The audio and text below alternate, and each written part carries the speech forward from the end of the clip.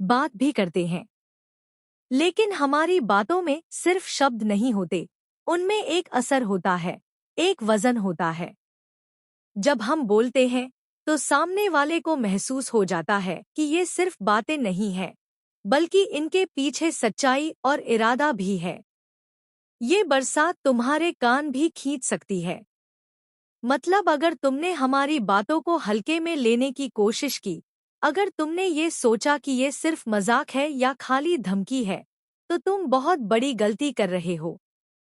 क्योंकि जब ये बरसात शुरू होती है तो सिर्फ ठंडक ही नहीं देती, कभी कभी सबक भी दे जाती है। सामने देखो। आंखें झुकाकर खड़े रहने से सच नहीं बदलता।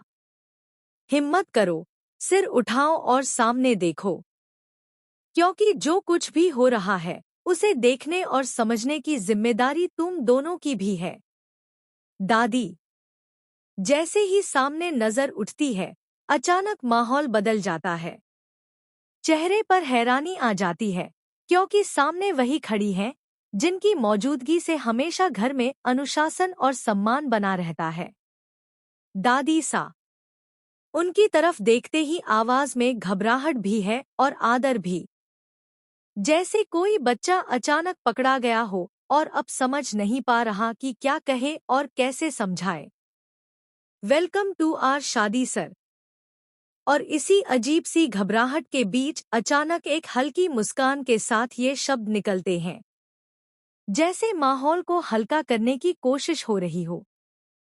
जैसे ये दिखाने की कोशिश हो कि सब कुछ सामान्य है, जबकि असल में स्थिति बिल्कुल भी सामान्य नहीं है। तुम दोनों ने अपनी अकल से पल्ला झाड़ लिया है क्या? दादी सा की आवाज में गुस्सा साफ सुनाई देता है। उनकी आंखों में नाराजगी भी है और निराशा भी, क्योंकि उन्होंने जो सोचा था, जो उम्मीद की थी, वो सब कुछ जैसे एक पल में उल्टा हो गया है। हमने यहाँ तुम्हें बात करने के लिए भेजा था। उनकी बातों में वही सख्ती है जो हमेशा घर के बड़े लोगों में होती है। उन्होंने साफ साफ कहा था कि यहाँ आने का मकसद सिर्फ एक था, तुम दोनों आपस में बैठकर बात करो, अपने मन की उलझनें सुलझाओ और जो भी गलतफहमियां हैं उन्हें खत्म करो। शादी करने के लिए नहीं। लेकिन जो कुछ यहाँ हुआ, वो उनकी सोच से बिल्कुल अलग था। बात करने की जगह सीधे शादी? ये तो किसी ने सोचा भी नहीं था।